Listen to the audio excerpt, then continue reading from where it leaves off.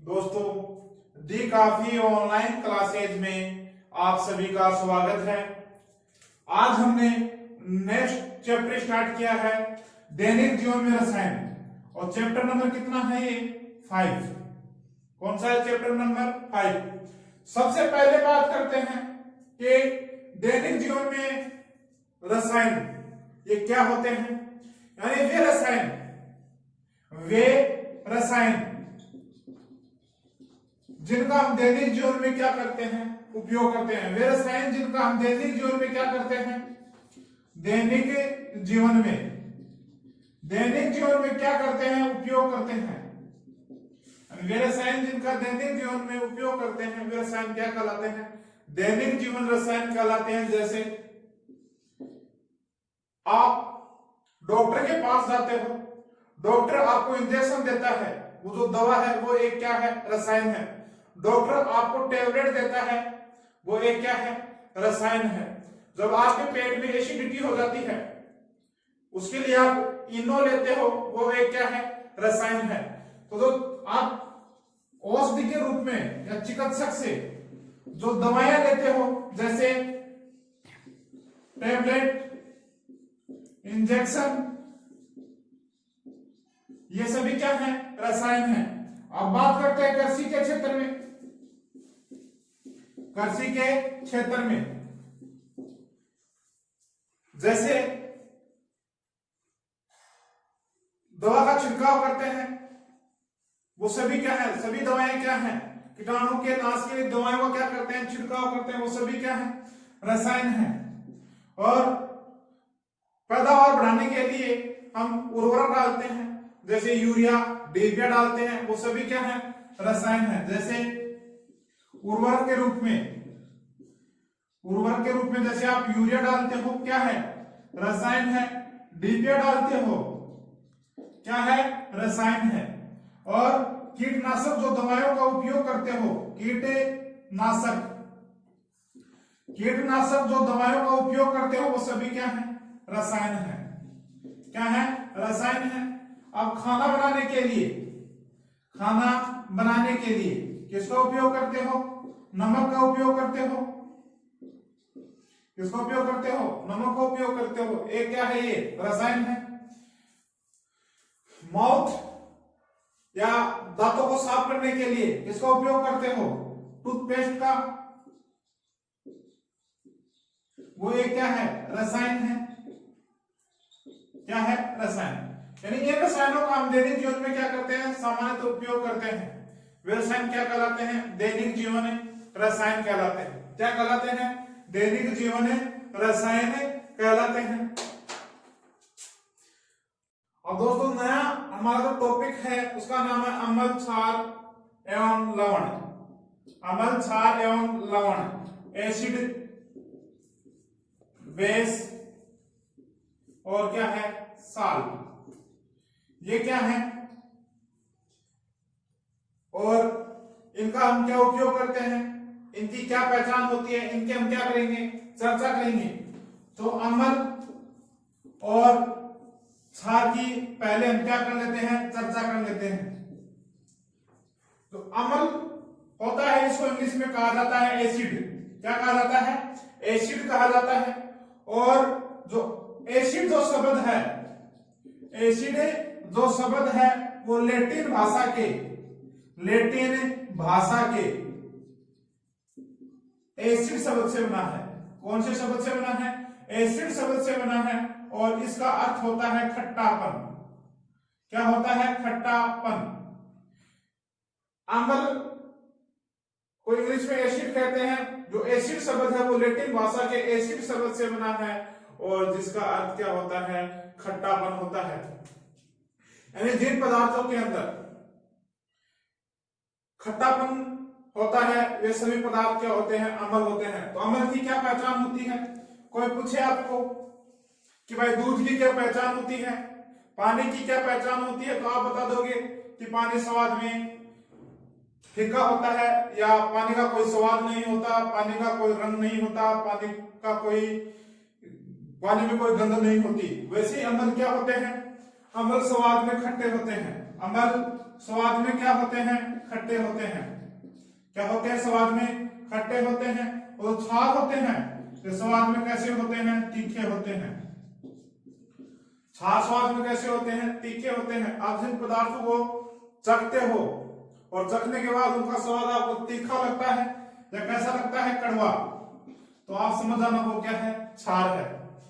और इसकी और क्या पहचान होती है अम्ल की? अम्ल की पहचान होती है कि अम्ल नीले लिटमस पत्थर को लाल कर देते हैं। अम्ल क्या करते हैं? अम्ल क्या करते हैं? अम्ल नीले लिटमस पत्थर को नीले लिटमस पत्थर को क्या कर देते हैं? लाल कर देते हैं। क्या कर देते हैं? लाल कर देते हैं। इसकी ट्रिक है अनिल। क्या है? अनिल। यानी अम्ल नीले को क्या कर देते हैं? लाल कर देते हैं। और ये लिटमस जो पत्थर होते हैं, क्या होते हैं? लिटमस पत्थर होते हैं। ये लाइकेन के बने होते हैं। किसके बने होते हैं? लाइकेन के बने होते हैं। क्षार की क्या पहचान है? जो क्षार होते हैं ये लाल लिटमस पत्थर को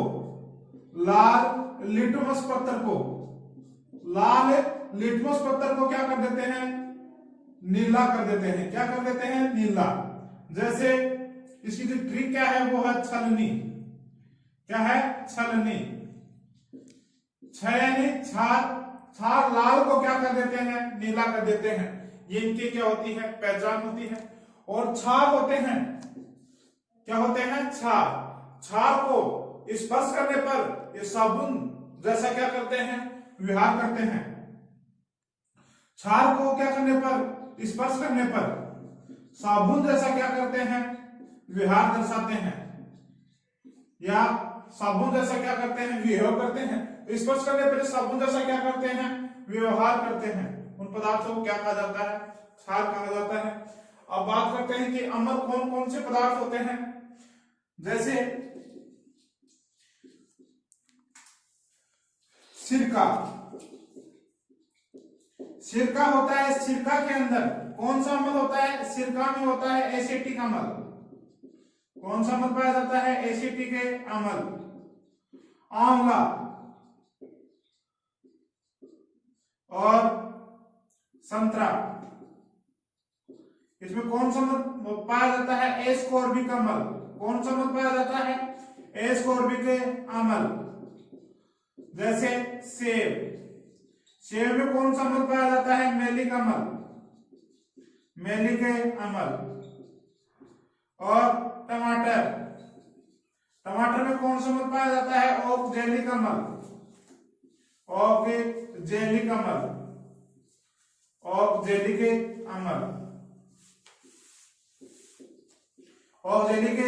होता है। और इमली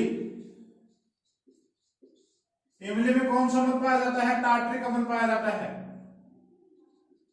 कौन सा अम्ल पाया जाता है? टार्ट्रिक अम्ल। इमली में कौन सा अम्ल पाया जाता है? टार्ट्रिक अम्ल पाया जाता है। बिच्छू, ततैया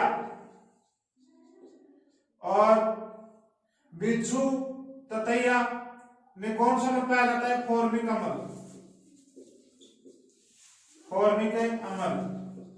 और चींटी का जो डंक होता है उसमें भी कौन सा अम्ल पाया जाता है? फॉर्मिक अम्ल। एक पौधा, चिट्टी, नेटल, बिच्छू और ततैया होता है, इनके अंदर कौन सा अम्ल पाया जाता है?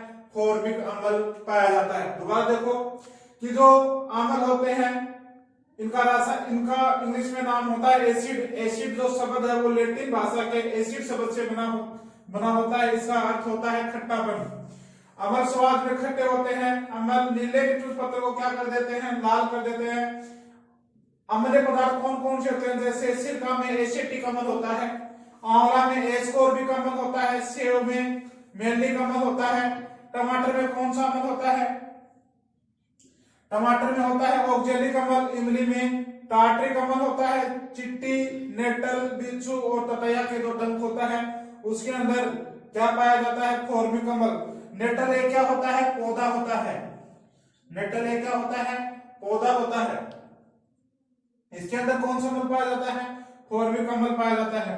अब बात कर लेते हैं क्षार।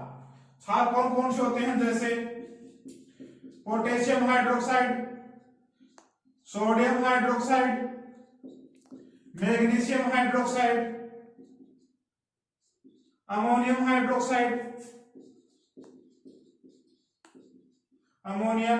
हाइड्रोक्साइड, कैल्शियम हाइड्रोक्साइड, ये सभी क्या होते हैं, ये सभी क्षार होते हैं। पोटेशियम हाइड्रोक्साइड,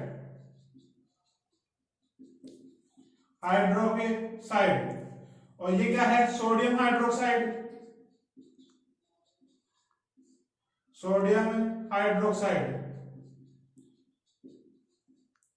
ये क्या है, मैग्नीशियम हाइड्रोक्साइड,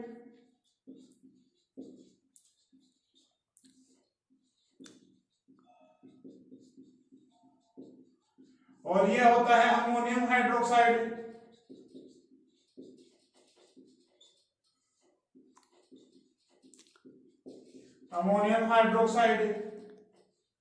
और ये होता है कैल्शियम हाइड्रोक्साइड,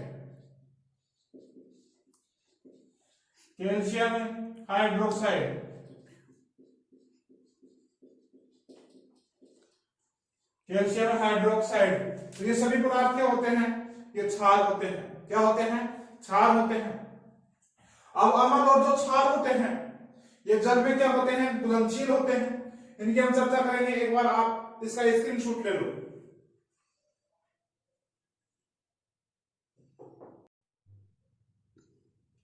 अब दोस्तों जो अम्ल और क्या होते हैं, अम्ल व क्षार।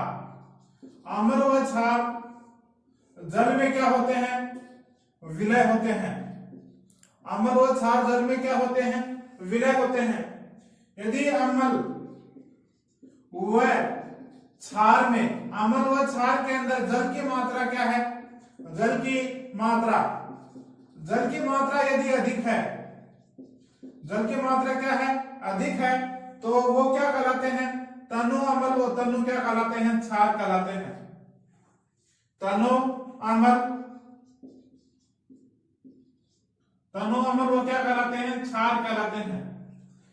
दोस्तों अम्ल वो जो क्षार होते हैं ये जल में क्या होते हैं, विलय होते हैं।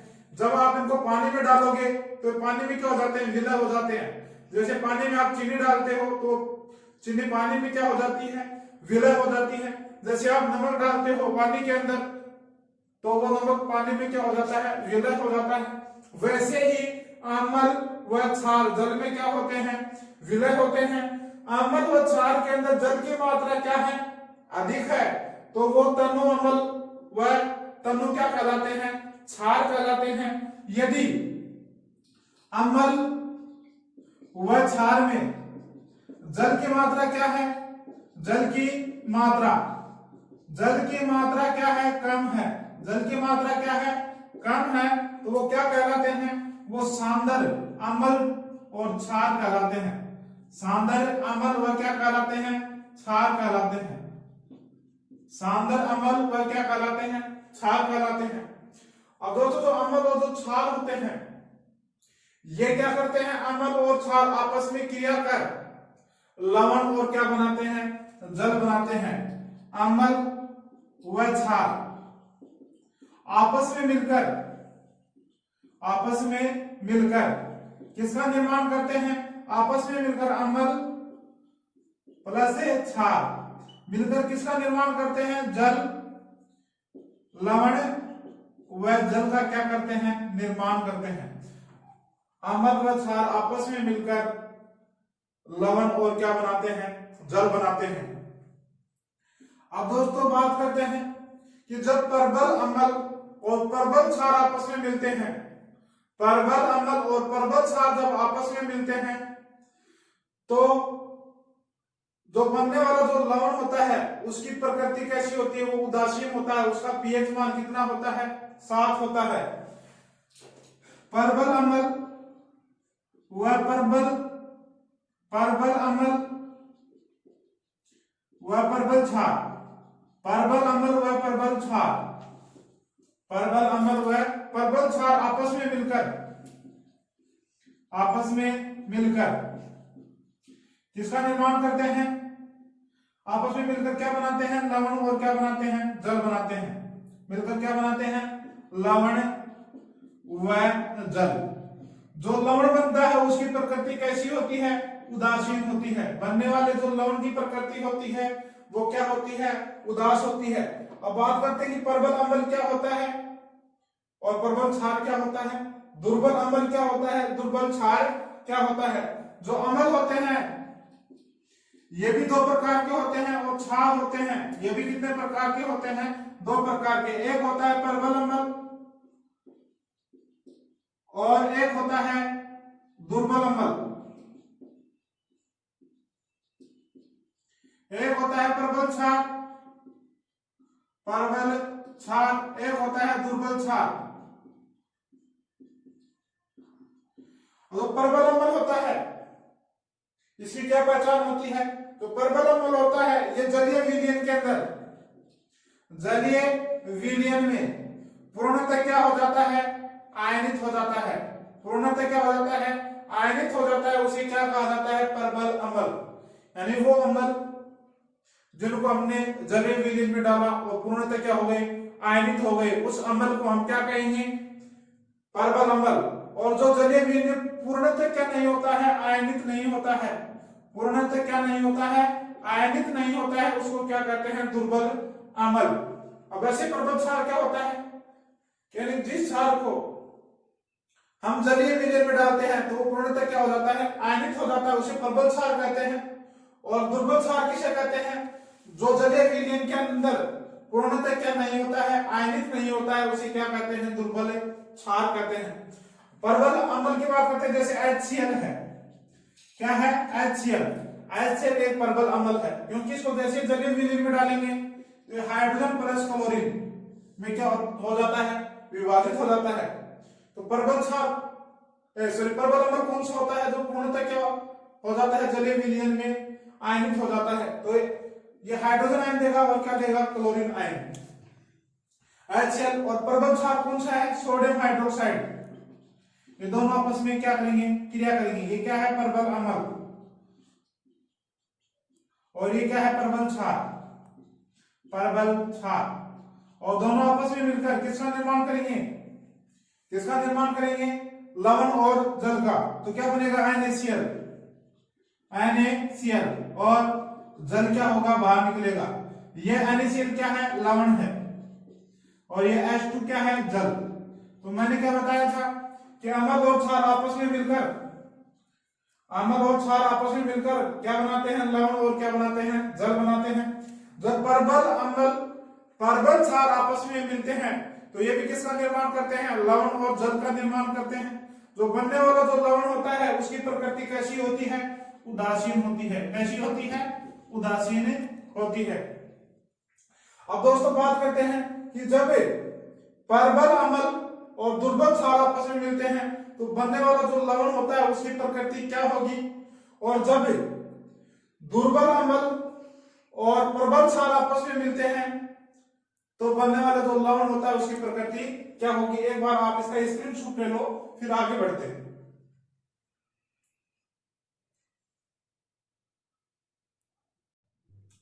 और दोस्तों अब बात करते हैं हम प्रबल अम्ल व दुर्बल क्षार। प्रबल अम्ल व दुर्बल क्षार आपस में क्रिया कर क्या बनाते हैं? लवण और जल बनाते हैं। और बनने वाला जो लवण होगा उसकी प्रकृति कैसी होगी? अम्लीय होगी। जैसे आपने दो पात्र लिए, एक के अंदर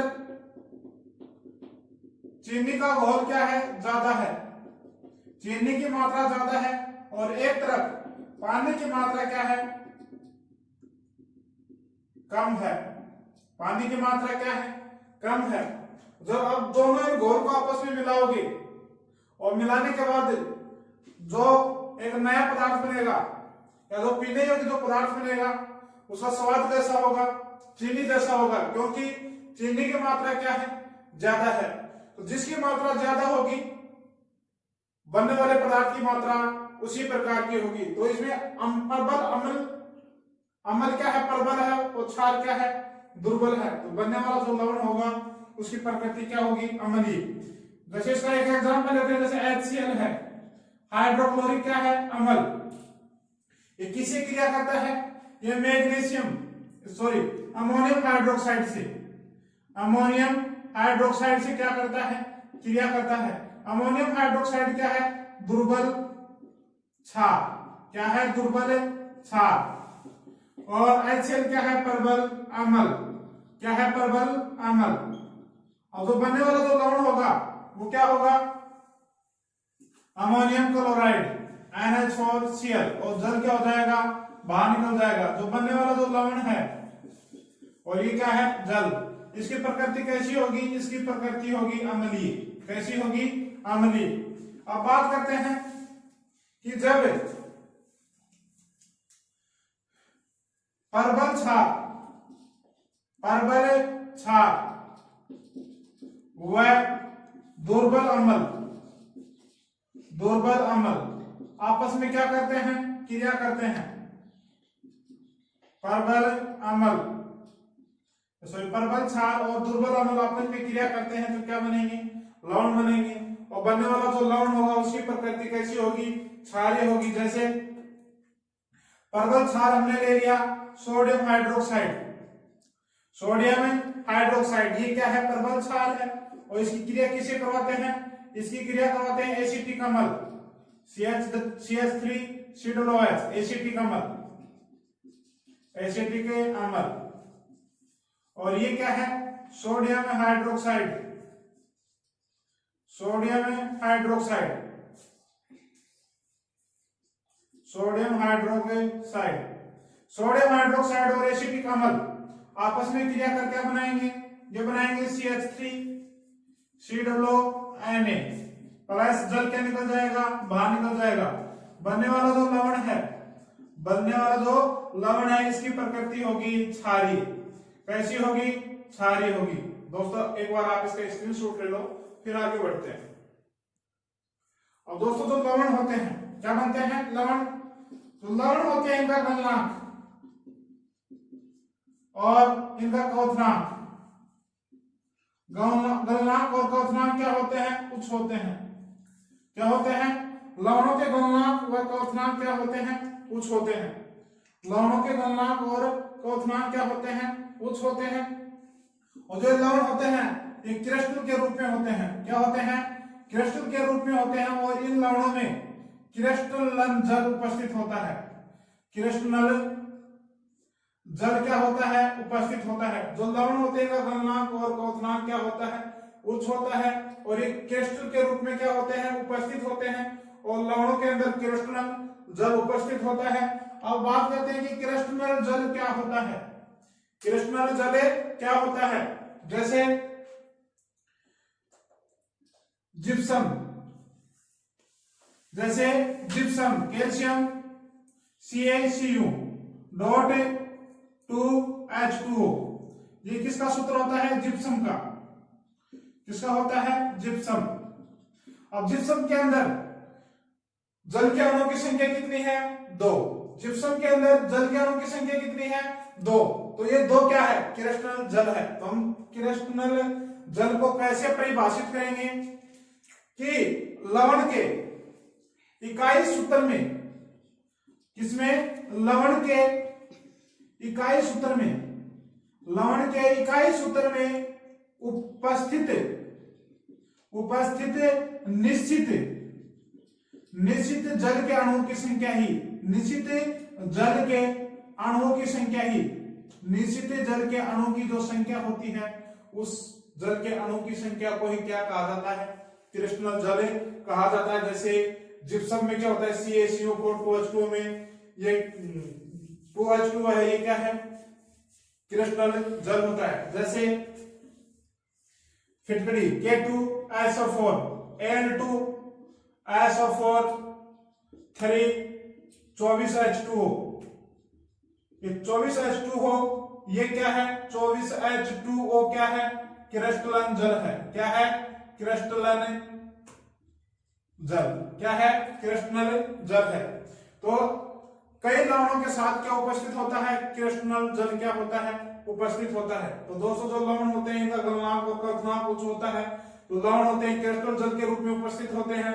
लवणों के अंदर कृष्णल जल क्या होता है, उपस्थित होता है। कृष्णल जल क्या होता है, लवण के इकाई सूत्र में उपस्थित निश्चित जल के अणु की जो संख्या होती है उस संख्या को ही क्या कहा जाता है, कृष्णल जल कहा जाता है। एग्जाम में कई बार पूछा जाता है कि कृष्णल जल क्या होता है और किन्हीं दो लवणों के नाम लिखो जिनके अंदर कृष्णल जल क्या होता है, उपस्थित होता है। अब दोस्तों अम्ल और जो क्षार हैं इनसे संबंधित कई वैज्ञानिकों ने अलग अलग क्या दी है, थ्योरी दी है। जैसे आर्यनियस ने अलग थ्योरी दी है, ब्रांस्टेड और लोरी ने अलग थ्योरी दी थी और जो लुईस थे उन्होंने क्या दी थी, आपकी अलग थ्योरी दी थी। तो दोस्तों अम्ल क्षार से संबंधित जो संकल्पनाएं दी गई हैं उन संकल्पनाओं को हम नेक्स्ट वीडियो के अंदर क्या करेंगे, पढ़ेंगे। थैंक यू दोस्तों।